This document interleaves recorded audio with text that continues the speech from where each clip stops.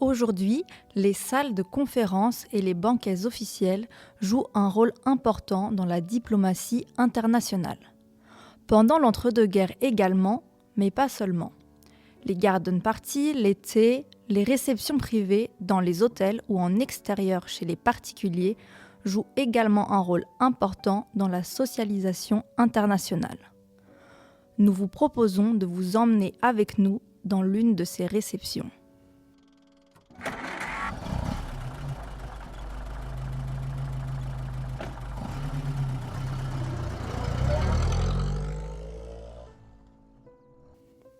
Nous y allons en voiture, signe d'un certain statut social.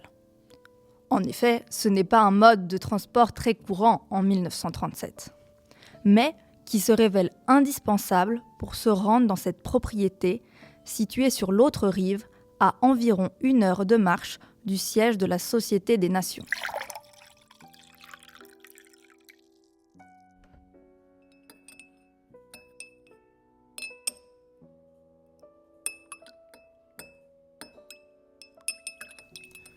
Nous sommes le 14 juin 1937, dans la propriété de Walter Riddle, officier conseiller du Canada à la Société des Nations.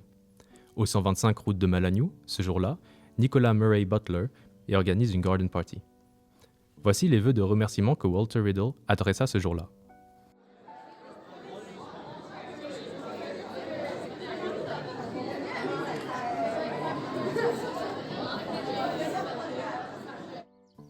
Mr. Chairman, President Butler, ladies and gentlemen, we're indeed delighted to have you and Mrs. Butler and the members of the European Committee of the Carnegie Endowment for International Peace as our guests this evening and to have had the privilege of hearing you, sir, speak. I do not know why I was chosen to express our thanks for this excellent address, unless it is that I have long been a great admirer of President Butler.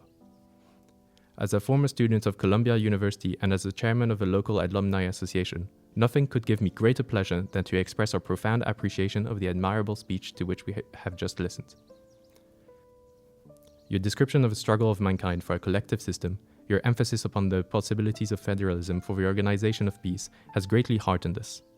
I must admit that in Geneva, I have frequently had to explain some of the difficulties arising out of the application of the federal principle in my own country. In fact, only last week, we did this before the International Labour Conference, but federalism has worked successfully in many countries, and without it, the Canadian Confederation would not have been possible. I should have been glad if President Butler had also mentioned what we in the Dominions call the Commonwealth Principle, which goes even a step further and has been employed with success in uniting the widely separated members of a British group of nations. These two principles, if wisely applied, offer the surest foundation for a worldwide collective system. As I heard of the part that Alexander Hamilton played in federalism in the United States, I could not help thinking that our speaker this evening was an Alexander Hamilton among us, and that he was doing and could yet do much to make possible the development of these principles which are fundamental to a world organization of society and capable of bringing peace on earth and goodwill among men. I am sure this note of optimism, this sane optimism, to which we have listened tonight, has greatly cheered us. His former students know President Butler as a man of courage, and it is words of encouragement which he has brought to us now.